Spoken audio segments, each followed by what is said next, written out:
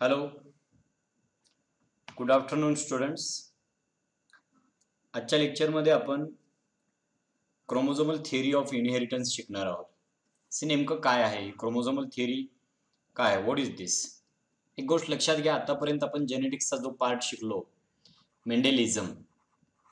मेंडेलिझममध्ये आपण Mendelian genetics शिकलो, ज्यामध्ये मोनोहायब्रिड क्रॉस, डायहायब्रिड क्रॉस आणि या दोन क्रॉसवरती डिपेंडंट असलेले मेंडेलियन प्रिन्सिपल, त्याच्यावरून केलेले मेंडेल्स लॉज ऑफ इनहेरिटन्स, ज्यामध्ये आपण लॉ ऑफ डॉमिनन्स शिकलो, law of segregation, law of independent assortment.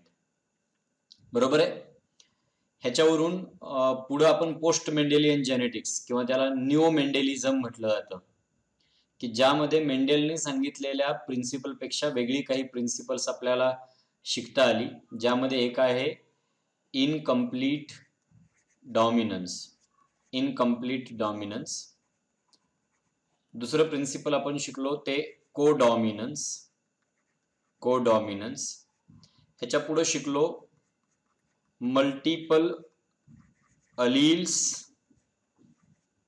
Multiple अलिलिझम ज्याला म्हटलं जातं. पुढे आपण शिकलो प्लिओट्रॉपी आणि आणखीन एक शिकलो तो म्हणजे पॉलीजेनिक इनहेरिटन्स. हे पहा, या प्रत्येक कन्सेप्टचे अनेक एक्झाम्पल्स आपण शिकलो. इव्हन प्लिओट्रॉपीची एक्झाम्पल आपल्याला स्टेट बोर्डमध्ये एकच दिलं, परंतु NCERT मध्ये दिलेली सर्व एक्झाम्पल्स प्लिओट्रॉपीमध्ये मी तुम्हाला शिकवलेली आहेत. बरोबर आहे का? हे सर्व कन्सेप्ट शिकल्यानंतर आतापर्यंत आपल्याला काय काय लक्षात आलं, मेंडेलच्या म्हणण्यानुसार काय आणि मेंडेलच्या नंतर काय. मेंडेलच्या म्हणण्यानुसार आपल्याला लक्षात आलं होतं की एक ट्रेट एका फॅक्टर मार्फत रेग्युलेट केला जातो, ज्या फॅक्टरला आज आपण जीन म्हणतो, आणि त्याला दोन अलील असतात. हे मेंडेलचं म्हणणं होतं. ह्या दोन अलील पैकी एक अलील डॉमिनंट असतो तर दुसरा अलील रिसेसिव्ह असतो. हे पण मेंडेलचंच म्हणणं होतं. ह्याच्यानंतर मेंडेलच्या नंतरच्या शास्त्रज्ञांनी सांगितलं कदाचित ते दोघं एकमेकांमध्ये त्यांच्यामध्ये आपल्याला इनकम्प्लीट डॉमिनन्स पण पाहायला मिळतो, किंवा कधी कधी ते कोडॉमिनंट पण असतात. हे आपण फॅक्टर किंवा जीनच्या बाबतीत बोलतो आहोत. बरोबर आहे का? त्याच्यानंतर मेंडेलनं सांगितलं होतं दोनच अलील आहेत, पण पुढे जाऊन असं लक्षात आलं की कधी कधी दोन पेक्षा जास्त अलील असतात, म्हणजे मल्टिपल अलील्स असतात. बरोबर आहे, हे शिकलो. ह्याच्या पुढे जाऊन आपण शिकलो की कधी कधी असं पाहायला मिळतं की वन ट्रेट रेग्युलेट करण्यासाठी टू ऑर मोर जीन्स असतात, आणि त्या प्रकारच्या इनहेरिटन्सला आपण पॉलीजेनिक इनहेरिटन्स असं म्हणतो. One trait is regulated by two or more gene.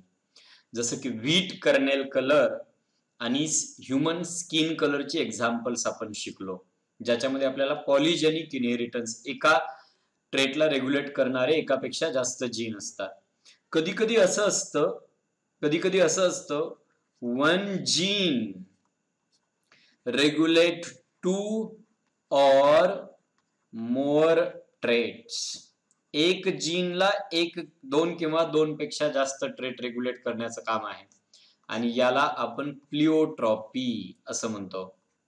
प्लिओट्रॉपी. या सर्व गोष्टी आतापर्यंत आपण शिकलो. बरोबर आहे. पण या सर्व गोष्टी शिकत असताना आतापर्यंत आपल्या डोळ्यासमोर फक्त फॅक्टर आणि जीन अशाच गोष्टी आल्या. आजपर्यंत कधीही क्रोमोसोम या शब्दाचा उल्लेख आला नाही. क्रोमोसोम. आणि आज अचानकच नवीन एक मुद्दा समोर आला की क्रोमोझोमल थिअरी ऑफ इनहेरिटन्स. आजपर्यंत डोक्यात होतं की जीन्स और factors are responsible for inheritance, आणि ह्या थिअरीमध्ये आपल्याला शिकायचंय what is the role of chromosomes in the process of inheritance. मग हे कुठून आले अचानक? क्रोमोसोम्स कुठून आले? बरोबर आहे का? तर क्रोमोसोमचा शोधच नंतर लागला आणि म्हणून आपल्या टॉपिक मध्ये पण, आपल्या ड्रामामध्ये पण ह्या क्रोमोसोमची एंट्री लेट झालेली आहे. आणि yes, they play important role in inheritance, पण आतापर्यंत आपण त्यांचा उल्लेख केलेला नाहीये. हे पहा, एक गोष्ट आपण लक्षात घेतली पाहिजे. मेंडेलनी काय केलं? स्वतःचं वर्क 1863 पर्यंत एक्सपेरिमेंट केल्यानंतर 1866 ला हे वर्क पब्लिश केलं. बरोबर आहे का? In annual proceeding of natural history society Brunn, ह्याच्यामध्ये ते पब्लिश केलं. आणि हे पब्लिश केलेलं जे मेंडेलचं वर्क आहे, it remain unnoticed or unrecognised till 1900. म्हणजे 1900 सालापर्यंत, 1866 ते 1900, जवळजवळ 34 वर्षाचा हा काळ आहे, ज्या काळामध्ये मेंडेलनं मांडलेलं जे वर्क आहे ते अननोटिस्ड राहिलं. बरोबर, अनरेकॉग्नाइज्ड झालं. त्याची कुणी दखल घेतली नाही आणि कुणी मानलं नाही की मेंडेल सांगतो त्याप्रमाणे हेरिडिटरी कॅरेक्टर एका पिढीतून दुसऱ्या पिढीमध्ये जात असतील. आज आपल्याला माहितीये, we call Mendel as a father of genetics. आणि आपण त्याला फादर ऑफ जेनेटिक्स का म्हणतो असं विचारलं की सांगतो की because he laid the foundation of genetics. जेनेटिक्सचं फाउंडेशन त्यांनी बनवलं, जेनेटिक्सचा पाया रचला. He was the first person who scientifically explained the principles of heredity. हेरिडिटीची प्रिन्सिपल सायंटिफिकली एक्सप्लेन करणारा, एक्सपेरिमेंटली प्रूव्ह करून एक्सप्लेन करणारा पहिला शास्त्रज्ञ आहे मेंडेल. आणि त्यामुळे आपण त्याला फादर ऑफ जेनेटिक्स म्हणतो. आणि मग जर एवढं असेल, मेंडेलनं सांगितलेल्या प्रिन्सिपलवरती जेनेटिक्सचा जर बेस असेल, तर then why for continuous 34 year his work remain unnoticed? का त्याचं वर्क अननोटिस राहिलं? म्हणजे 1884 साली मेंडेलची डेथ झाली आणि ह्या डेथ नंतर पण काही वर्ष, 16 वर्ष जवळजवळ मेंडेलचं वर्क हे अननोटिस्ड राहिलं. त्याच्या मागची काही कारणं आपल्याला जाणून घ्यायचे की का नेमकं अनरेकॉग्नाइज्ड राहिलं. आणि त्यामुळे तो आपला मुद्दा आहे पहा, reasons why Mendel work remain unnoticed. What are these reason? त्यातलं पहिलं रिझन आहे पहा, अतिशय साधं आहे. Communication was not easy in those days as it is today. म्हणजे आज जे कम्युनिकेशन इझी आहे ना, तेवढं कम्युनिकेशन 1866 साली, म्हणजे 19व्या शतकात हे कम्युनिकेशन एवढं इझी नव्हतं. बरं, त्याचा काय परिणाम होतो? तर मेंडेलनं पब्लिश केलेलं जे वर्क आहे ते फक्त प्रिंट मीडियाच्या मार्फत किंवा प्रिंट जर्नलच्या मार्फत जगातील सायंटिफिक कम्युनिटी पुढे जात होतं. जेनेटिक्स वरती रिसर्च करणाऱ्या लोकांपुढे जाण्याचा एकमेव मार्ग होता. आणि योगायोगानं त्यानं आपला पेपर ज्या ठिकाणी पब्लिश केला त्याचं लिमिटेड सर्क्युलेशन होतं, ठराविक ठिकाणीच ते जर्नल पोहोचू शकत होतं. आणि त्यामुळं त्यानं केलेलं वर्क अनेक लोकांपर्यंत पोहोचलंच नाही, because of lack of easy communication ways. कम्युनिकेशनचे माध्यम एवढी सोपी नव्हती आणि त्यामुळे आपण म्हणतो communication was not easy in those days. आज जेवढं कम्युनिकेशन इझी आहे तेवढं नाही. आज तुम्ही एखादा रिसर्च ज्या वेळेला करता, आपला रिसर्च पेपर ज्या वेळेला एखाद्या सायन्स जर्नलमध्ये किंवा कुठल्याही जर्नलमध्ये, तुम्ही ज्या वेळेला सायन्स मधला रिसर्च असेल तर तुमचा तो सायन्स जर्नलमध्ये पब्लिश होतो, त्यावेळेला तो अगदी काही मिनिटांमध्ये, काही तासांमध्ये जगभर पसरू शकतो. कारण की तशा प्रकारचे इलेक्ट्रॉनिक जर्नल्स आहेत, त्यांच्या मार्फत हे पेपर पब्लिश होऊ शकतात. इंटरनेट, PDF ह्याच्या मार्फत प्रत्येक शास्त्रीय काम करणाऱ्या व्यक्तीपर्यंत ते पेपर खूप फास्ट पब्लिश होऊ शकतात, जाऊ शकतात. आणि तुम्हाला काय म्हणायचं आहे, तुमचा रिसर्च काय आहे, हे जगभर माहिती होऊ शकतं. तेवढं मेंडेलच्या काळामध्ये नव्हतं. हे एक कारण आहे. एवढं एकच कारण नाही, ह्याच्या व्यतिरिक्त काही कारणं आहेत पहा. हे पहा, त्यातलं पुढचं कारण आहे, his approach of using mathematics and statistics to explain biological phenomena was totally new and unacceptable to the biologist of his time. म्हणजे तो काही एकटा नव्हता त्यावेळेला बायोलॉजीमध्ये किंवा इनहेरिटन्स वरती रिसर्च करणारा, अनेक लोक करत होते. परंतु अगदी त्या काळापर्यंत मॅथमॅटिक्स आणि स्टॅटिस्टिक्स यांचा वापर बायोलॉजिकल कन्सेप्ट एक्सप्लेन करण्यासाठी करता येऊ शकतो हे कुणाला अंदाजच नव्हता. And using mathematics and statistics to explain biological concept, this idea was totally new to the scientist of that time. त्यावेळच्या शास्त्रज्ञाला गणित, संख्याशास्त्र याचा वापर बायोलॉजी मधले कन्सेप्ट शिकवण्यासाठी किंवा एक्सप्लेन करण्यासाठी, त्याचा अर्थ समजून घेण्यासाठी करता येऊ शकतो. हा कन्सेप्ट नवीन होता आणि तो त्यांना ऍक्सेप्टच नव्हता, तो त्यांना पटतच नव्हता की use of mathematics to explain biological phenomenon. आणि हे त्या काळातल्या लोकांना कल्पना नसल्यामुळं मेंडेलचं वर्क खरं तर त्यांना समजलंच नाही असं म्हणता येईल. कारण की असं पण म्हटलं तर Mendel was ahead of time. Mendel हा काळाच्या खूप पुढे होता. कारण की हे पहा, आजच्या काळामध्ये बायोलॉजिकल रिसर्च मध्ये मॅथमॅटिक्स आणि स्टॅटिस्टिक्स यांचा वापर केला जातो आणि ही खूप कॉमन गोष्ट आहे. इवन मी असं म्हणेल मॅथमॅटिक्स आणि स्टॅटिस्टिक्स वापरल्याशिवाय रिसर्चच पॉसिबल नाहीये. म्हणजे रिझल्टचं अनालिसिस जे आहे ना ते मॅथमॅटिक्स स्टॅटिस्टिक्स वापरूनच करायला लागतं मॅक्सिमम. आणि मग त्या काळामध्ये हे केलं जात नव्हतं, पण मेंडेलनं केलं. म्हणजे इतरांपेक्षा तो पुढे होता. आजच्या शास्त्रज्ञ करतायत पण त्या काळात कुणीच करत नव्हतं, मेंडेलनं केलं. आणि मेंडेलनं एकट्यानंच मॅथमॅटिक्स स्टॅटिस्टिक्सचा यूज बायोलॉजिकल फिनॉमिनॉन एक्सप्लेन करण्यासाठी केला. त्यामुळं त्यानं जे काही फाइंडिंग्स मांडले होते हे लोकांना हायपोथेटिकल वाटत होते, काल्पनिक वाटत होते. त्यांना ते, मी असं म्हणतो की मेंडेलनं मांडलेले जे काही फाइंडिंग्स होते ते त्यांच्या समजण्याच्या पुढचे होते. बरोबर आहे का? आणि त्यामुळं त्या लोकांनी ते ऍक्सेप्ट केले नाहीत. प्लस डार्विनच्या थिअरीचा लोकांच्या डोक्यावरती असणारा परिणाम किंवा त्याचा असणारा इम्पॅक्ट हे पण होतं पहा. मेंडेलचे काही फाइंडिंग्स होते आणि ते मेंडेलचे फाइंडिंग्स काय तर असं होतं पहा, each character is regulated by pair of factor. Factor म्हणजे फॅक्टर मार्फत रेग्युलेट केलं जातं किंवा त्याला आपण जीन म्हणतो. आणि मेंडेल काय सांगायचा, फॅक्टर मुळे कॅरेक्टर रेग्युलेट होतात and factor is the stable and discrete unit. Factor हे एक स्टेबल युनिट आहे की जे कॅरेक्टरला रेग्युलेट करतं. बरोबर आहे का? हे मेंडेलचं म्हणणं आहे.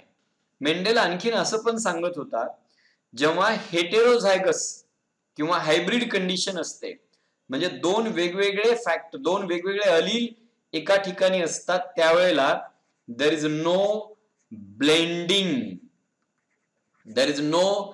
Blending of alleles. अलील्सचं ब्लेंडिंग होत नाही. बरोबर आहे काय? हे मेंडेलचं सांगणं होतं. आणि मग मेंडेलच्या या सांगण्याला काही लोकांचा विरोध होता. त्याचं कारण असं होतं की जर समजा फॅक्टर हा स्टेबल असेल तर या फॅक्टर मार्फत रेग्युलेट केलेली कॅरेक्टर सुद्धा स्टेबल असायला पाहिजेत. फॅक्टर मध्ये बदल होत नसेल तर कॅरेक्टर मध्ये बदल व्हायला नाही पाहिजे. बरोबर आहे का? मात्र त्याच काळामध्ये डार्विनच्या थेअरीचा खूप पगडा होता आणि डार्विन सांगायचा की निसर्गामध्ये कंटिन्युअस व्हॅरिएशन्स पाहायला मिळतात आणि अनेकांना ती व्हॅरिएशन दिसत पण होती. आणि त्यामुळे आपण मुद्दा या ठिकाणी सांगतो, one more reason for the Mendel's work remaining unnoticed. त्यातलं एक रिझन आहे पहा, as continuous variations were observed in nature. ज्या अर्थी निसर्गामध्ये कंटिन्युअस व्हॅरिएशन्स पाहायला मिळतात, आता पुढं पहा, त्यामुळं निसर्गामध्ये कंटिन्युअस व्हॅरिएशन पाहायला मिळत असल्यामुळं मेंडेलची जी आयडिया होती, मेंडेल्स कन्सेप्ट ऑफ फॅक्टर किंवा gene as a stable and discrete unit. मी सुरुवातीला त्यामुळे सांगितलं मेंडेलचा कन्सेप्ट काय होता, factor or a gene is a stable and discrete unit. आणि मग जर हा स्टेबल असेल तर कॅरेक्टर स्टेबल असायला पाहिजे. परंतु काय, ज्या अर्थी निसर्गामध्ये कंटिन्युअस व्हॅरिएशन्स पाहायला मिळत होते आणि मग त्यामुळं कंटिन्युअस व्हॅरिएशन्स पाहायला मिळत असल्यामुळे मेंडेलचा जो कन्सेप्ट होता, कन्सेप्ट ऑफ फॅक्टर और gene as a stable and discrete unit, ते सांगत होतं की फॅक्टर हा स्टेबल युनिट आहे, डिस्क्रीट युनिट आहे आणि निसर्गात तर व्हॅरिएशन दिसतात आणि जर मग हे स्टेबल असेल तर व्हॅरिएशन का. आणि त्यामुळं मेंडेलचा हा जो कन्सेप्ट होता तो लोकांना ऍक्सेप्ट नव्हता. त्यावेळच्या शास्त्रज्ञांनी तो ऍक्सेप्ट केला नाही. तो का, if it is stable then why variation. आणि त्यामुळे आपण म्हणतो as continuous variations were observed in nature, Mendel's concept of factor as a stable unit that controlled expression of a trait, की जे स्टेबल युनिट त्या ट्रेटला कंट्रोल करतं. बरोबर आहे का? हा लोकांना ऍक्सेप्ट नव्हता. प्लस दुसरा कुठला कन्सेप्ट ऍक्सेप्ट नव्हता, that a pair of allele did not blend with each other, म्हणजे अलीलची जी पेअर आहे ती एकमेकाबरोबर ब्लेंड होत नाही. These two concepts were not accepted by his contemporaries. आता contemporaries याचा अर्थ समकालीन लोक, त्या काळात काम करणारे लोक. आणि त्यामुळे पुन्हा हा मुद्दा नीट समजून घ्या. मोठं सेंटेन्स आहे म्हणून त्याच्याकडे घाबरायचं नाहीये, काय नाही, सिंपल मिनिंग आहे याचा. As continuous observations were observed in nature, ज्या अर्थी निसर्गामध्ये कंटिन्युअस व्हेरिएशन्स पाहायला मिळतात, Mendel's concept of factor or gene as a stable unit, बरोबर आहे का, that control the expression of that trait, म्हणजे एखाद्या ट्रेटचं एक्सप्रेशन कंट्रोल करणारा जो फॅक्टर आहे ते स्टेबल युनिट आहे, हा कन्सेप्ट ऍक्सेप्टेड नव्हता. कारण काय, कंटिन्युअस व्हेरिएशन पाहायला मिळतात. प्लस दुसरा कुठला कन्सेप्ट लोकांना ऍक्सेप्ट नव्हता किंवा सायंटिस्टला ऍक्सेप्ट नव्हता त्याच्या काळातल्या, तर alleles did not blend with each other, कारण की मेंडेलच्या अगोदर ब्लेंडिंग इनहेरिटन्स हा कन्सेप्ट होता. आणि तिथं अनेक वेगवेगळ्या शास्त्रज्ञांनी सांगितलं होतं की दोघांमधले कॅरेक्टर ब्लेंड होतात, मिक्सिंग होतं, जो कोणी इनहेरिटन्स साठी रिस्पॉन्सिबल आहे त्याचं मिक्सिंग होतं. आणि मेंडेल हा पहिला आहे की ज्यानं सांगितलं there is no blending, blending नाहीच आहे. लॉ ऑफ सेग्रिगेशन त्यात तोच सांगतो की अलील्स एकत्र राहतात परंतु गॅमेट फॉर्मेशनच्या वेळेला ते एकमेकांपासून वेगळे होतात. आणि ब्लेंडिंग इनहेरिटन्सचा पगडा डोक्यावरती असल्यामुळं त्या काळच्या लोकांना हे ऍक्सेप्टेड नव्हतं की हे फॅक्टर ब्लेंड होत नाहीये. आणि मग हे पण रिझन आहे मेंडेलचं वर्क अनरेकॉग्नाइज्ड किंवा अननोटिस्ड राहण्यामाग. आणखीन एक मुद्दा अतिशय महत्वाचा, की काही लोकांनी त्याला असे क्वेश्चन केले, ठीक आहे आम्ही मानू की characters are regulated by factor, factors did not blend in hybrid, हे सगळं मानतो, but where is the factor, where is the factor, show the factor, बरोबर आहे. Give the physical proof for the existence of factor, living ऑर्गॅनिझमच्या बॉडीमध्ये असणारा factor दाखवा, physically prove करा की हा तो फॅक्टर आहे की जो कॅरेक्टर रेग्युलेट करतो. आणि मी मेंडेलियन जेनेटिक्स शिकवत असताना सांगत होतो की मेंडेलचा हा जो फॅक्टरचा कन्सेप्ट होता that was hypothetical, that was hypothetical, त्या काळात तो हायपोथेटिकल होता, पण आज तो हायपोथेटिकल राहिला नाही. आज ते प्रूव्ह झाले की फॅक्टर आहे, त्या फॅक्टरला फक्त आपण जीन म्हणतो. शो जीन म्हटलं तर आपण दाखवू शकतो, see this is the gene, it is form from DNA, हा डीएनए पासून तयार झालाय. But there was no idea about the chromosome, there was no idea about the DNA, there was no idea about the cell division. मेंडेलच्या काळामध्ये या कुठल्याच गोष्टींबद्दल idea नसल्यामुळं केवळ फॅक्टर कुठं आहे तो दाखवता आला नाही. आणि मग actually Mendel was unable to give a physical proof for the existence of factor, or in other word you can say he did not know the physical location of factor. आज जर तुम्हाला प्रश्न विचारला, आज तुम्ही म्हणाल हे किती सोपं आहे, मला माहितीये ना की फॅक्टर म्हणजे जीन आहे आणि हा जीन क्रोमोसोम वरती आहे. हो, कसं काय माहिती, नाही माझ्या सरांनी सांगितलं आणि माझ्या पुस्तकात पण लिहिले की genes are located on chromosome. आज माहिती हो, 19व्या शतकामध्ये आपण 1866 ची गोष्ट करतोय. In 1866 Mendel was unaware about the physical location of that factor, बरोबर आहे का. He was unable to prove or unable to give a physical proof for the existence of factor, see this is the factor, हे दाखवू शकला नाही. आणि म्हणून लोकांनी मेंडेलची ही मनगढन कहाणी आहे असा कन्सेप्ट, असा समज करून घेतला. ही हायपोथेटिकल कहाणी आहे असं फक्त म्हटलं, काल्पनिक आहे असं मानलं, आणि म्हणून अनेक वर्ष मेंडेलचं वर्क अननोटिस्ड राहिलं. मग 1866 ते 1900 हा जो काळ होता, या काळामध्ये जरी मेंडेलचं वर्क अननोटिस्ड राहिलं तरी या मेंडेलच्या कामाला सपोर्ट करू शकतील अशा प्रकारचे एव्हिडन्सेस इतर शास्त्रज्ञांनी शोधून काढले. आणि मग मेंडेलचं वर्क 3 वेगवेगळ्या शास्त्रज्ञांनी रिडिस्कव्हर केलं. आणि मग त्यावेळेला लोकांच्या लक्षात आलं की what Mendel was saying that was true, ते खरं होतं. आणि मग मेंडेलचं वर्क रिडिस्कव्हर करून रिपब्लिश करण्यात आलं. इथपर्यंतच्या गोष्टी तुमच्या लक्षात आल्या असेल की Y Mendel's work remain unnoticed. एक तर कम्युनिकेशनचे साधनं नव्हती, दुसरी मॅथमॅटिकल आणि statistical use biological phenomenon explain करण्यासाठी करणं हा कन्सेप्ट त्या काळच्या बायोलॉजिस्टसाठी नवीन होता आणि अनएक्सेप्टेड होता. दुसरं, निसर्गामध्ये कंटिन्युअस व्हेरिएशन दिसत असताना मेंडेल सांगतो की ट्रेट हे फॅक्टर मार्फत रेग्युलेट केले जातात आणि फॅक्टर हे स्टेबल आहेत. आणि मेंडेल असंही सांगतो की हायब्रिड मध्ये हे फॅक्टर ब्लेंड होत नाही आणि हे लोकांना मान्य नव्हतं, त्याच्या काळच्या शास्त्रज्ञांना माहिती नव्हतं.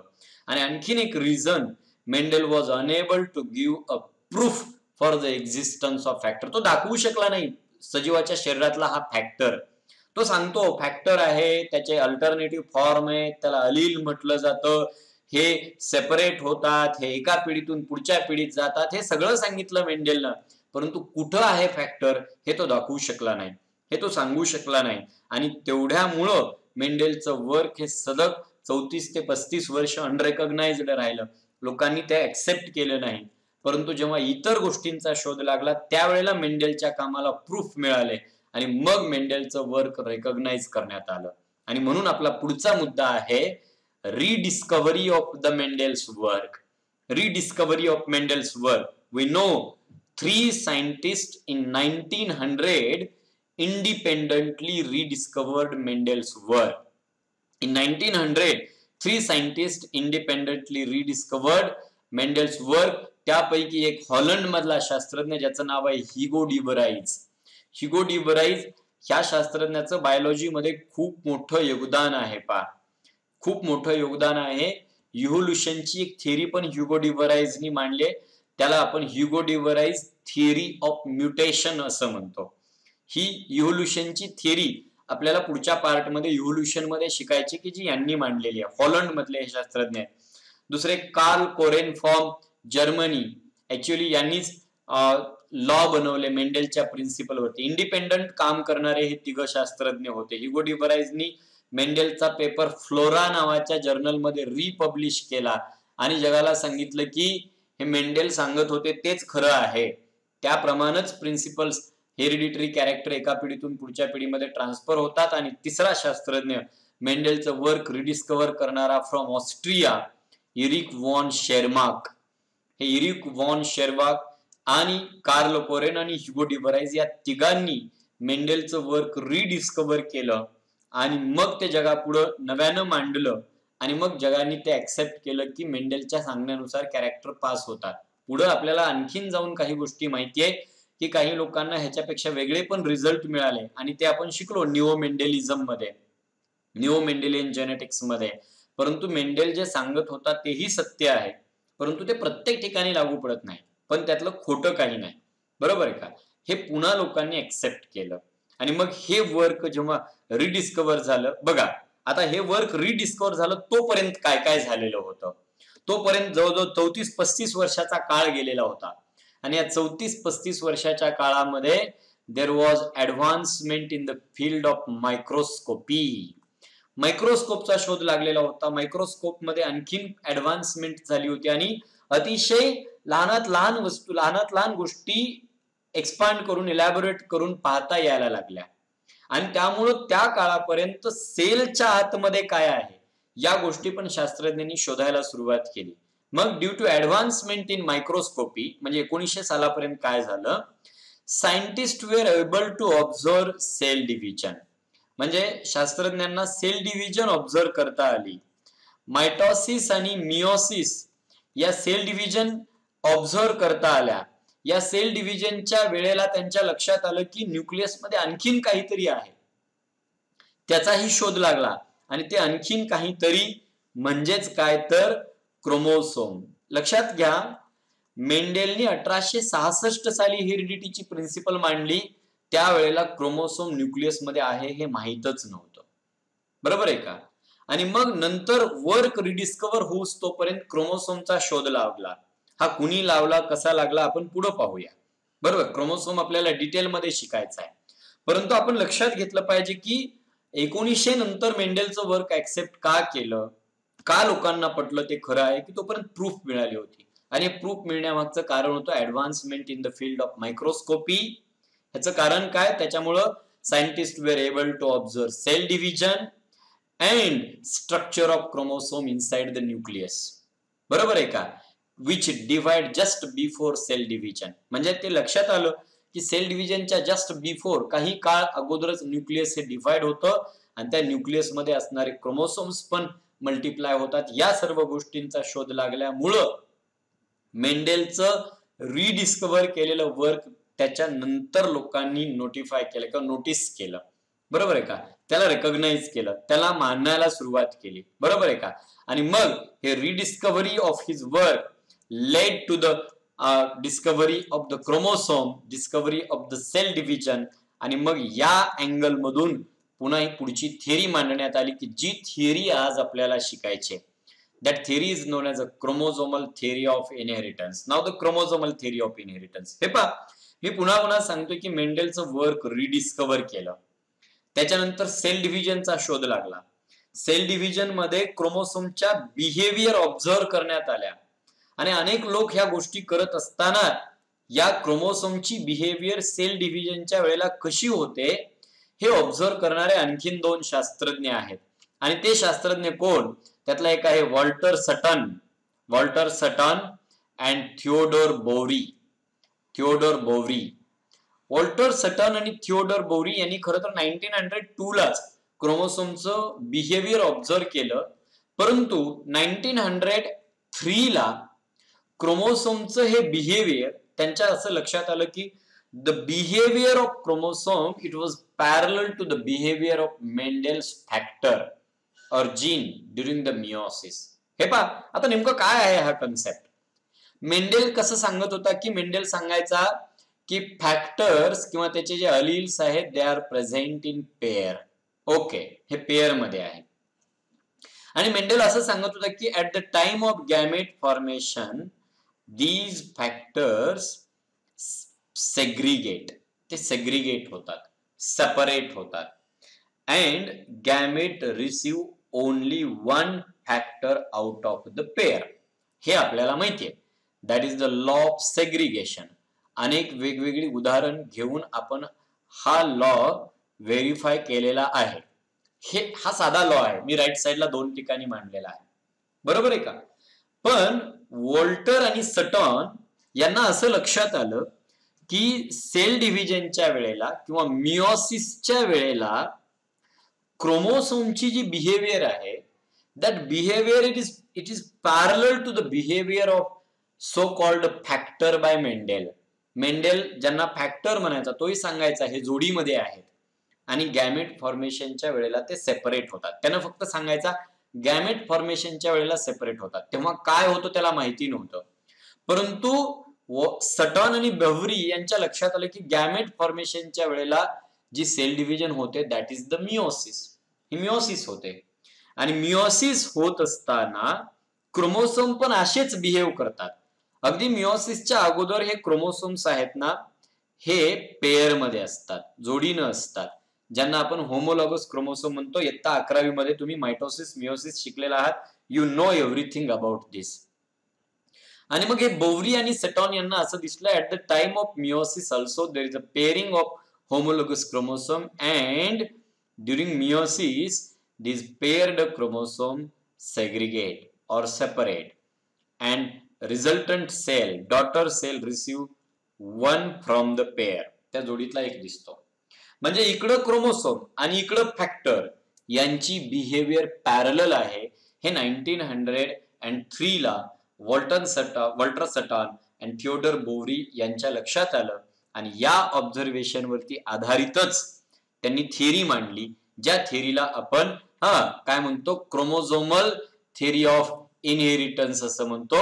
हे जे वरचं हेडिंग आहे this is the chromosomal theory of inheritance इथं असायला पाहिजे. पहा मग Sutton and Boveri what they did, they used chromosome or chromosome behaviour to re-explain Mendel's laws. आणि मग मेंडेलचे जे लॉ होते की जे लॉ एक्सप्लेन करण्यासाठी फॅक्टरचा वापर केला होता, फॅक्टर वरून ते लॉ एक्सप्लेन केले होते. आता सटन आणि Boveri they explained Mendel's law by using chromosome behaviour. म्हणजे जिथं फॅक्टर सेपरेट होतात असं मेंडेलला म्हणायचं होतं त्या ठिकाणी हे क्रोमोझोम सेपरेट होतात असं म्हणायला लागले. बरोबर आहे का? आणि मग क्रोमोझोमच्या बिहेवियरचा वापर करून यांनी मेंडेलचे लॉ पुन्हा एक्सप्लेन करायला सुरुवात केली आणि याच्यामधूनच क्रोमोझोमल थिअरी मांडली. आणि सटॉन अँड बोव्हरी आर्ग्यूड, त्यांनी काय आर्ग्यू केलं, काय मांडलं? Pairing and segregation of chromosome would lead to the segregation of pair of factor they carried. हे खूप महत्वाचं आहे. ह्या सेंटेन्सचा अर्थ काय होतो मी फोडून सांगतो. ह्यांचं असं म्हणणं होतं की क्रोमोसोमचं पेअरिंग होतं. आपल्याला माहितीये homologous chromosomes pair at the time of meiosis. अगदी इयत्ता 11वी मध्ये शिकलो. Pairing of homologous chromosome occur in zygotene, माहिती आपल्याला. मग यांचं म्हणणं काय? Sutton and Boveri told that pairing and segregation, पुन्हा सेग्रिगेशन होतं मिओसिस मध्ये, म्हणजेच काय रे? सेपरेशन होतं मिओसिस मध्ये. आणि मग बोव्हरीचं आणि सटॉनचं हेच म्हणणं आहे की at the time of meiosis there is a pairing of chromosome and segregation of chromosome. आणि ह्याचा परिणाम काय होतो? that would lead to the segregation of pair of factor they carried. म्हणजे ह्यांच्या म्हणण्याचा अर्थ असा आहे की मेंडेल ज्यांना फॅक्टर म्हणायचा ना, ते फॅक्टर क्रोमोसोम वरती आहेत. म्हणजे क्रोमोसोम्स कॅरी द फॅक्टर, बरोबर आहे का? आणि मग असे फॅक्टर कॅरी करणारे क्रोमोसोम मिओसिसच्या वेळेला त्यांचं पेअरिंग होतं आणि नंतर त्यांचं सेग्रिगेशन होतं. आणि मग क्रोमोसोमचं पेअरिंग आणि सेग्रिगेशन झाल्यामुळंच त्यांच्यावर असणाऱ्या फॅक्टरचं पण सेग्रिगेशन होतं. आता आपण मगाच्या कन्सेप्ट नुसार जाऊया बरं. जर मिओसिसच्या वेळेला हे क्रोमोसोम सेग्रिगेट झाले आपोआप बाय डिफॉल्ट या क्रोमोसोम वरती असणारा हा अलील एका सेलमध्ये जाईल, एका गॅमेटमध्ये जाईल आणि दुसऱ्या क्रोमोसोम वरती असणारा दुसरा अलील दुसऱ्या गॅमेटमध्ये जाईल. हे साधं आहे. म्हणजेच आता सटॉन आणि बोव्हरीचं म्हणणं आहे की there is a pairing of homologous chromosome and segregation of homologous chromosome, and ultimately this pairing and segregation of chromosome lead to the segregation of pair of factor they carried. म्हणजे त्यांच्यावरती असणाऱ्या फॅक्टरचं सेपरेशन हे क्रोमोसोमच्या separation मुळे होतं. म्हणजे in between line आपण एक meaning काढू शकतो की factors are present on chromosome, chromosome carry the factor. हा अर्थ आपण या सेंटेन्स मधून घेऊ शकतो की जे आर्ग्युमेंट आपल्याला सटॉन आणि बोव्हरीनं मांडलं की क्रोमोझोमचं पेअरिंग होतं आणि सेग्रिगेशन होतं, and that ultimately result in the segregation of pair of factor they carried. म्हणजे फॅक्टरची पेअर ही क्रोमोसोम कॅरी करतात आणि मग क्रोमोसोमचं सेपरेशन होतं म्हणून फॅक्टरचं सेपरेशन होतं, हे मेंडेलचं म्हणणं आहे. आणि या पॅरलल बिहेवियर वरती आधारितच त्यांनी ही थिअरी मांडली. आणि मग ही पुन्हा मी या थिअरीकडे येतो. Sutton and Boveri united knowledge of chromosomal segregation, they united the knowledge of chromosomal segregation with Mendelian principle. आता क्रोमोझोमचं सेग्रिगेशन, क्रोमोझोमचं काय होतं? सेग्रिगेशन होतं. हे नॉलेज तर त्यांना मिळालं होतं आणि मग हे नॉलेज त्यांनी मेंडेलच्या प्रिन्सिपल बरोबर युनाइट केलं. मेंडेल सांगतो फॅक्टरचं सेग्रिगेशन होतं आणि मग फॅक्टरचं सेग्रिगेशन अकॉर्डिंग टू मेंडेल आणि क्रोमोझोमचं सेग्रिगेशन अकॉर्डिंग टू सटॉन अँड बोव्हरी, हे दोन्ही कन्सेप्ट युनाइट केले, मिळवले, एकत्र आणले आणि त्याच्यातूनच ही थिअरी तयार झाली, ज्या थिअरीला सटन आणि बोव्हरीने नाव दिलं क्रोमोझोमल थिअरी ऑफ इनहेरिटन्स. आणि पुन्हा लक्षात ठेवा, क्रोमोझोमल थिअरी ऑफ इनहेरिटन्स शोधण्यामध्ये parallel behaviour of the chromosome and Mendel's factor याचा आधार घेण्यात आला. क्रोमोझोमचं सेग्रिगेशन मिओसिसच्या वेळेला होतं, हा वेगळा रिसर्च आहे, हे वेगळं संशोधन आहे.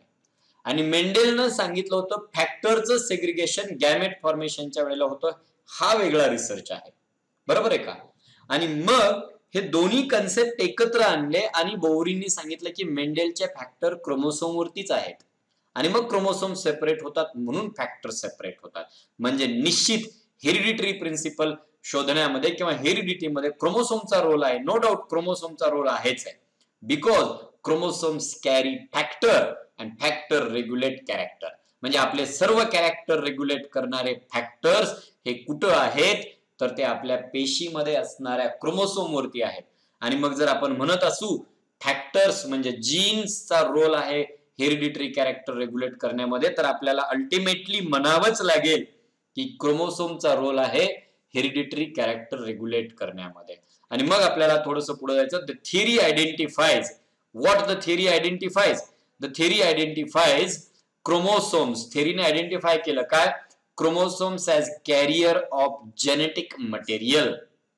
ही थिअरी आपल्याला सांगते की chromosomes are the carriers of genetic material. Genetic material carry कोण करतात तर क्रोमोसोम करतात. सी, ही जी राईट साइडची डायग्राम आहे इट इज व्हेरी सिंपल.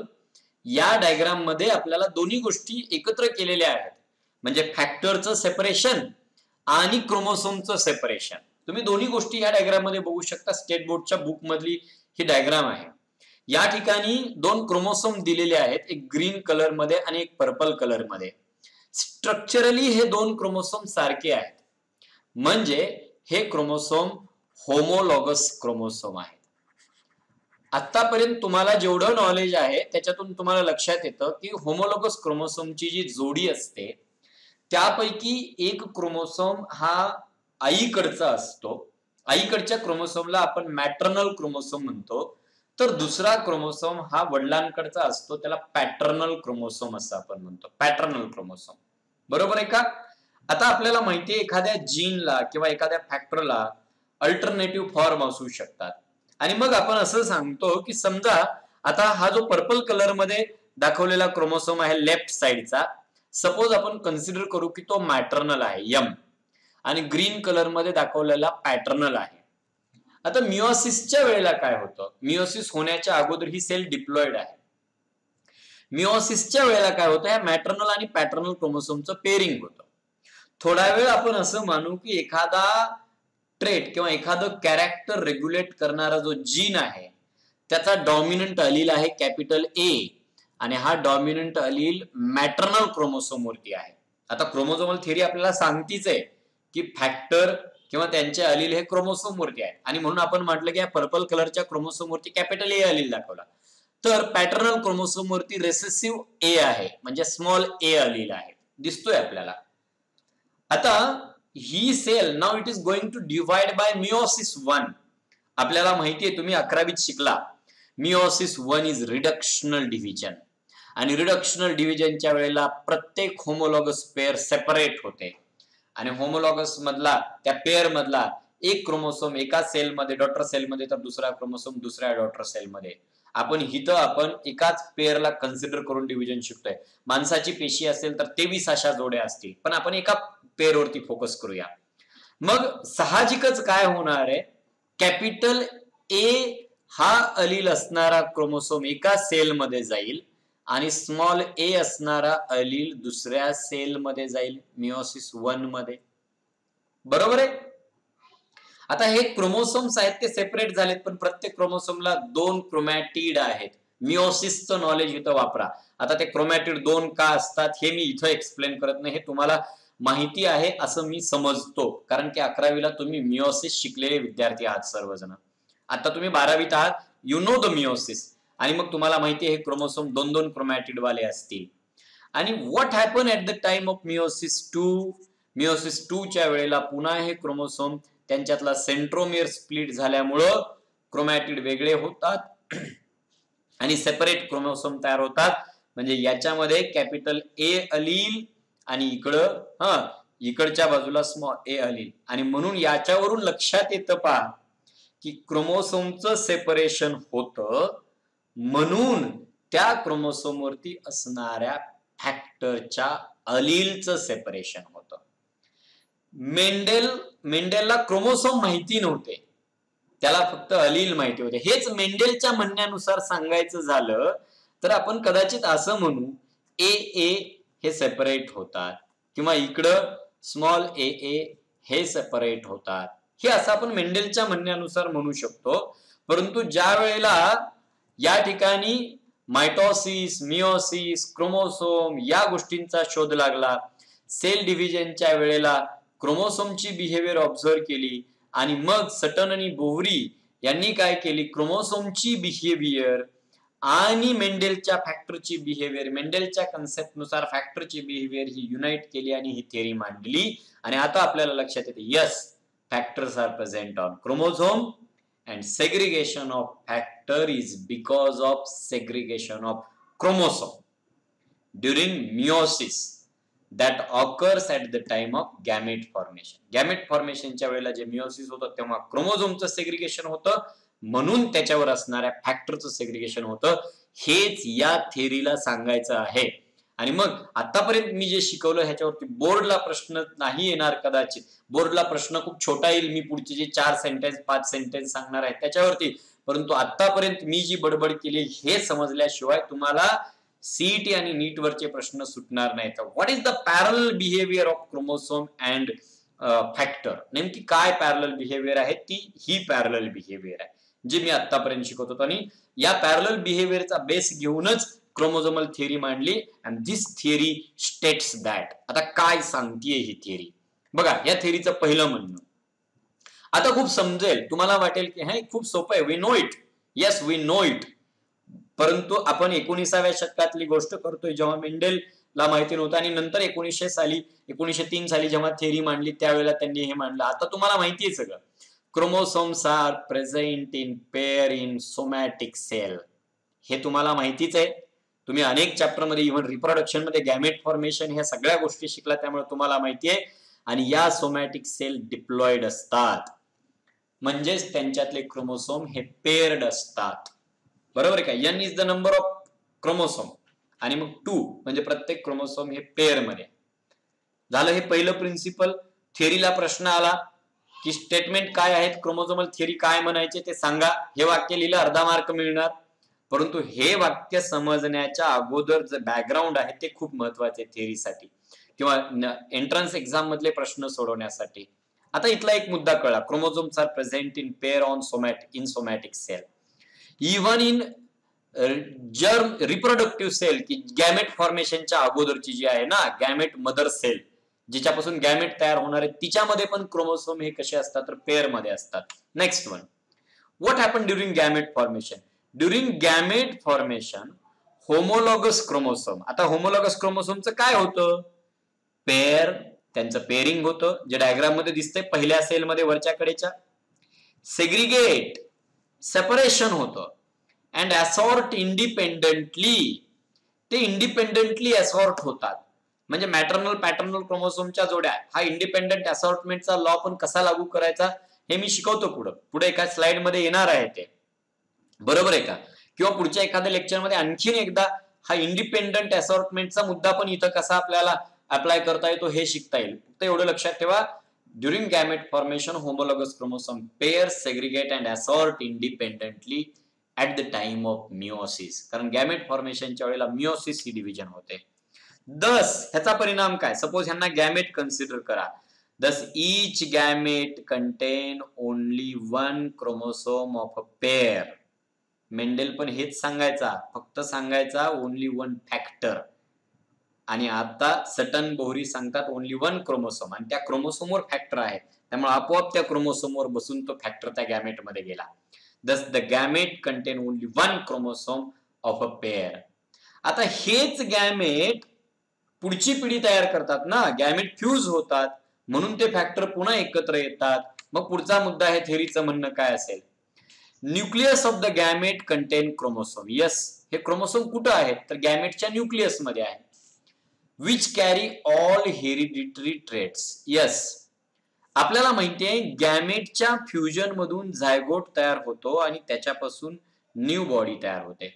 आणि या न्यू बॉडीचे जे सर्व ट्रेट आहेत ना, हे सर्व ट्रेट रेग्युलेट करणारे फॅक्टर गॅमेट मधून तर आले, पण गॅमेट मध्ये कुठे आहेत ते factor These factors are located on chromosomes and chromosomes are present in the nucleus of gametes.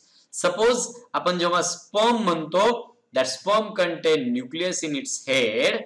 This nucleus contain chromosomes and chromosomes contain all those factors or genes which regulate all hereditary trait. मग ह्या थिअरीचं म्हणणं तेच आहे. Nucleus of the gamete content chromosome which carry all hereditary trait. ती hereditary trait carry करते किंवा hereditary trait साठी responsible असणाऱ्या जीनला किंवा फॅक्टरला कॅरी करते. Thus the gametes are link between parent and offspring. Yes, पहिली पिढी आणि दुसरी पिढी ह्याच्यातली लिंक म्हणजे गॅमेटच आहे किंवा पहिल्या पिढीचं शरीर आणि दुसऱ्या पिढीचं शरीर ह्याच्यामध्ये काय, पहिल्या पिढीतून आलेले gamete. Thus the gametes are linked between two generation, that is parental generation and offspring. ह्यांच्यामधली ही लिंक आहे आणि हेच गॅमेट फर्टिलायझेशनच्या वेळेला फ्यूज होतात. The fusion of haploid male gamete and haploid female gamete restore the diploid number of chromosome of the species. बरोबर आहे. For example human सेलचा आपण विचार करू. 23 पेअर आहेत. प्रत्येक पेअर मध्ये एक मॅटर्नल तर एक पॅटर्नल क्रोमोसोम आहे आणि मग गॅमेट फॉर्मेशनच्या वेळेला प्रत्येक पेअर सेपरेट होते आणि एक क्रोमोसोम एका सेलमध्ये तर दुसरा क्रोमोसोम दुसऱ्या सेलमध्ये जातो आणि म्हणून तयार झालेल्या गॅमेटमध्ये 23 पेअर असण्याच्या ऐवजी 23 क्रोमोसोम असतात. 23 आणि पुन्हा एक मेल गॅमेट की ज्याच्यामध्ये 23 क्रोमोसोम एका फिमेल गॅमेट बरोबर फ्यूज होतो ज्याच्यात दुसरे 23 क्रोमोसोम आहेत आणि मग 23 म्हणजे 23 पेअर तयार होतात होमोलॉगस क्रोमोसोमचा. आणि आपल्याला माहिती ह्युमन स्पेसिसचं वैशिष्ट्य हॅव्हिंग 23 क्रोमोसोम आणि म्हणून थिअरी हेच सांगते fusion of haploid gamete, haploid mail gamete and haploid female gamete of any species which fuse during fertilization that is responsible for restoration of diploid number of chromosome. प्रत्येक वेळेला हा क्रोमोसोमचा diploid number ह्याच्यामुळे restore केला जातो. ही chromosomal theory of inheritance आहे. बरोबर आहे का? अशा प्रकारचे हे स्टेटमेंट्स आहेत क्रोमोसोमल थिअरीचे आणि ह्या सगळ्या गोष्टींवरून आपण एक गोष्ट मात्र लक्षात ठेवायला पाहिजे. ऑलवेज रिमेंबर, हे 2 सेंटेन्स पुस्तकात दिलेली मी इथं आहे अशी घेतलेली आहेत. ती काय आहेत? Genes and chromosome occur always in a pair in diploid chromosome. Yes, gene म्हणजे जीनचे allele and chromosome they occur always in pair in a diploid cell. कुठलीही डिप्लॉइड सेल असेल तर त्याच्यामध्ये ते पेअर मध्ये असतात. आणि दुसरा मुद्दा, alleles of the gene they are located on chromosome. म्हणजे हे अलील आहेत जीनचे ते क्रोमोझोम वरतीच आहेत and segregate along with the chromosome during gamete formation. आणि गॅमेट फॉर्मेशनच्या वेळेला ते क्रोमोसोमच्या सोबतच सेग्रिगेट होतात. ही थिअरी संपते पा, क्रोमोझोमल थिअरी ऑफ इनहेरिटन्स, त्याची प्रिन्सिपल. एक छोटीशी डायग्राम जी एनसीईआरटीच्या बुक मधून मी या ठिकाणी घेतलेली आहे ती थोडक्यात एक्सप्लेन करतो मी. एक डायग्राम, बरोबर आहे का? आणखीन एक आहे ती मी पुढे एक्सप्लेन करेन. हे पहा, suppose this is the cell. आता ही सेल डिव्हिजन आहे, तुम्हाला माहिती आहे सेल डिव्हिजन, मियोसिस 1 मियोसिस 2. आणि मग ही एक मदर सेल आहे, इनिशियल स्टेजची मदर सेल आहे. Now that is undergoing the process of cell division called as a meiosis. आता ही डिवाइड होणार आहे बाय मियोसिस, मियोसिसने डिवाइड होणार आहे. ही सेल जेव्हा G1 फेज मध्ये आहे, हे पण मी या गोष्टी कन्फ्यूज करण्यासाठी एक्सप्लेन करत नाही, तर तुम्हाला मियोसिसचं नॉलेज आहे असं गृहीत धरून शिकवतोय आणि ज्याला मियोसिस लक्षात आहे त्यालाच हे समजेल मला आता जे सांगायचंय ते. जर हे समजलं नाही तर एकदा मियोसिस शिका आणि मग हे लेक्चर ऐका, आपोआप समजेल. या ठिकाणी पहा, समजा एक सेल आहे की ज्याच्यामध्ये क्रोमोसोमच्या 2 पेअर आहेत. तुम्हाला दिसतंय एक लॉंग क्रोमोसोमची पेअर आहे, दुसरी शॉर्ट क्रोमोसोमची. लॉंग मध्ये एक येलो कलर मध्ये दाखवलाय तर एक ऑरेंज कलर मध्ये दाखवलाय.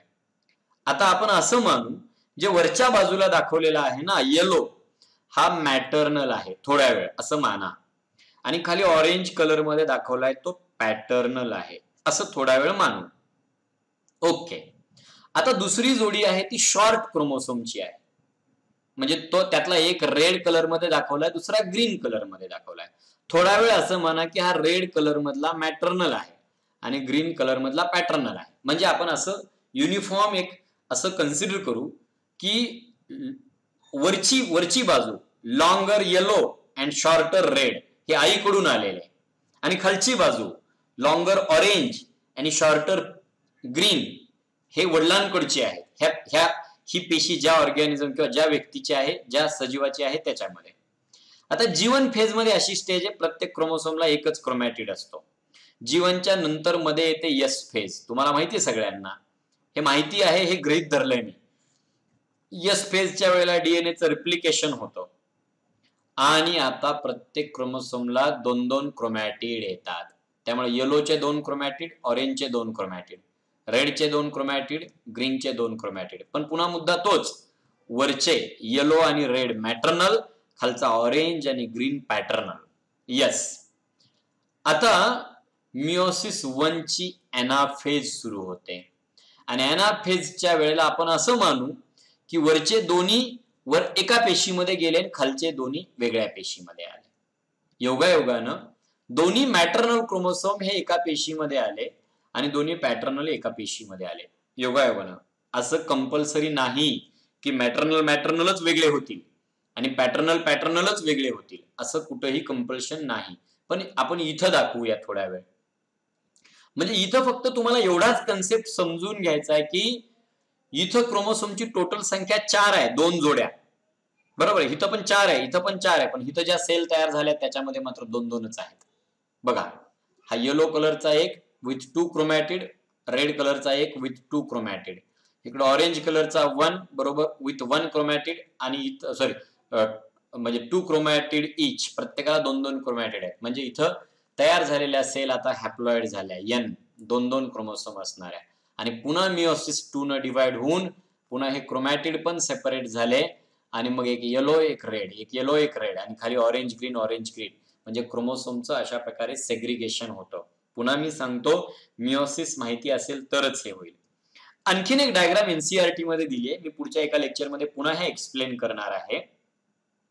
आणि या डायग्राम वरून मेंडेलचा जो इंडिपेंडेंट असॉर्टमेंटचा लॉ आहे ना, तो क्रोमोझोमल थिअरी कशी एक्सप्लेन करते ते सिद्ध होतं. पहा, हे पहा, इंडिपेंडंट असॉर्टमेंट ऑफ फॅक्टर मेंडेलने एक्सप्लेन केलं होतं.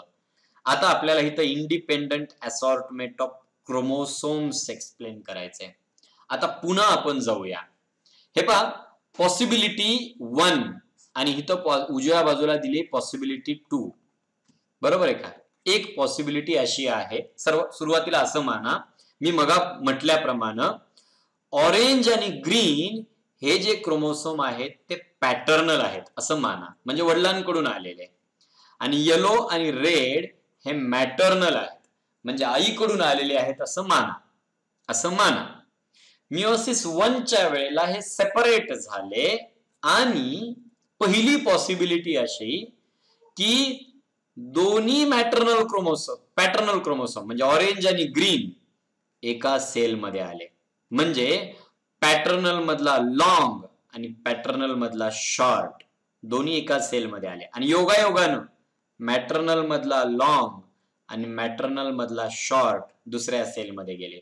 म्हणजे प्रोबॅबिलिटी इथं तुम्हाला लक्षात आलं का? मॅटर्नल क्रोमोसोमच्याच जोड्या लागतील. आणि मग आपण आता थोडा वेळ असं जर मानलं की याच्यावरती असणारे फॅक्टर पण त्या पद्धतीनंच सेपरेट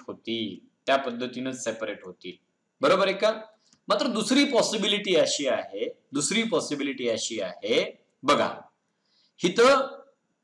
इथं काय, ऑरेंज पॅटर्नल लॉंग आणि रेड मॅटर्नल शॉर्ट ह्याची जोडी लागली, हे एकत्र. आणि इकडच्या बाजूला येलो हा मॅटर्नल लॉंग आहे आणि ग्रीन हा पॅटर्नल शॉर्ट आहे. आता हे MLPS मी वापरतोय माझ्या ह्याच्यानुसार शब्द, बरोबर आहे. मिओसिसच्या वेळेला तुम्हाला आता लक्षातच असेल, बघा, लॉंग मधला पॅटर्नल आणि शॉर्ट मधला मॅटर्नल एकत्र आले, म्हणजे orange that may come with red. इकडे मात्र ऑरेंज आणि ग्रीनच होते आणि इकडं येलो सोबत ग्रीन पण असू शकतो. आणि ह्याच्यावरून आपल्याला इंडिपेंडंटली असं कंपल्सरी नाहीच आहे की मिओसिसच्या वेळेला सगळ्या पेअर फुटतील आणि मॅटर्नल एका पेशीमध्ये जा आणि पॅटर्नल दुसऱ्या पेशीमध्ये जा, असं नाही. जर माणसाच्या पेशीमध्ये 23 पेअर आहेत, 23 पेअर्स आहेत बघा, आता या 23 पेअर फुटल्या आणि 2 सेल तयार झाल्या आणि प्रत्येक सेलमध्ये 23 क्रोमोसोम आले, तर असं कंपल्शन नाही की 23च्या 23 मॅटर्नल आणि 23च्या 23 पॅटर्नल वेगवेगळे होतील, असं नाही. ह्या 23 मध्ये कदाचित काही मॅटर्नल असतील, काही पॅटर्नल असतील, कारण प्रत्येक पेअर क्रोमोसोमची इंडिपेंडेंटली सेग्रिगेट होते आणि इंडिपेंडेंटली पुढच्या गॅमेट मध्ये पास होते, लॉ ऑफ इंडिपेंडेंट असॉर्टमेंट. आणि त्यामुळे 23 मध्ये कदाचित काही मॅटर्नल पण काही पॅटर्नल, आणि इकडच्या 23 मध्ये पण कदाचित काही मॅटर्नल आणि काही पॅटर्नल असू शकतात. योगायोगानं फक्त पॅटर्नल पण वेगळे होतील, पण जेवढी पॉसिबिलिटी फक्त पॅटर्नल वेगवेगळे होण्याची आहे तेवढीच काही मॅटर्नल काही पॅटर्नल असे होतं. आणि disproves the law of independent assortment. ह्याच्या शेवटच्या 2 डायग्राम आहेत ना, या दोन्ही डायग्राम एनसीईआरटी मधल्या आहेत, बरोबर आहे का. त्याचा स्टेट बोर्ड मध्ये एवढा रिलेव्हन्स नाहीये, परंतु ह्याचा संदर्भ येतोच. How the chromosome behaviour follow the independent assortment at the time of meiosis. इथं आपल्याला क्रोमोझोमल थिअरी ऑफ इनहेरिटन्स हा मुद्दा आपला संपतो. याच्या पुढं नेक्स्ट लेक्चरला आपल्याला ऍक्च्युअल क्रोमोझोम म्हणजे काय शिकायचं आहे. क्रोमोझोम काय, त्याचं स्ट्रक्चर कसं असतं, किती असतात, नंबर काय असतो, त्याचं स्ट्रक्चर, त्याचे टाईप. म्हणजे आता आपला फोकस हळूहळू मेंडेलच्या फॅक्टर कडून आता क्रोमोसोम कडे येतोय. आणि पुढं आपल्याला हा क्रोमोसोम कशापासून बनला, बरोबर आहे का, and how it regulate the character, असा फ्लो जाणार आहे. आपण सुरुवातीला मेंडलचा हायपोथेटिकल फॅक्टर, आता त्या फॅक्टर वरून प्रूफ आलं फॅक्टर हा क्रोमोसोम वरती आहे. मग फॅक्टर हा क्रोमोसोम वरती आहे, त्या फॅक्टरला जीन म्हणायला लागलो. तर मग आता हा क्रोमोसोम कशापासून बनला, म्हणजे क्रोमोसोम वरती असणारा जीन कशापासून बनला, हे आपल्याला शिकायचं. आणि पुढे जाऊन आपल्याला मॉलिक्युलर लेवलला शिकायचं की हा जीन कॅरेक्टर कशा प्रकारे रेग्युलेट करतो. आपण जाऊ हळूहळू टप्प्याटप्प्यानं, परंतु हा प्रवास विसरायचा नाही. फॅक्टर कडून आपण क्रोमोसोम पर्यंत आलोय. आता आपल्या डोक्यात बसलंय पक्क की हा फॅक्टर म्हणजेच जीन आहे आणि तो क्रोमोसोमवर आहे. आता मग त्याचं केमिकल नेचर काय आहे ह्या गोष्टी आणखीन पुढे येणार आहेत. आणि त्यासाठी आपल्याला पहिल्यांदा क्रोमोसोमचं स्ट्रक्चर शिकूया आणि मग पुढे शिकता येईल की हा क्रोमोसोम बनला कशापासून. ओके, या ठिकाणी आपण थांबूया. म्हणजे नेक्स्ट लेक्चरला क्रोमोझोम हा मुद्दा आपला असेल.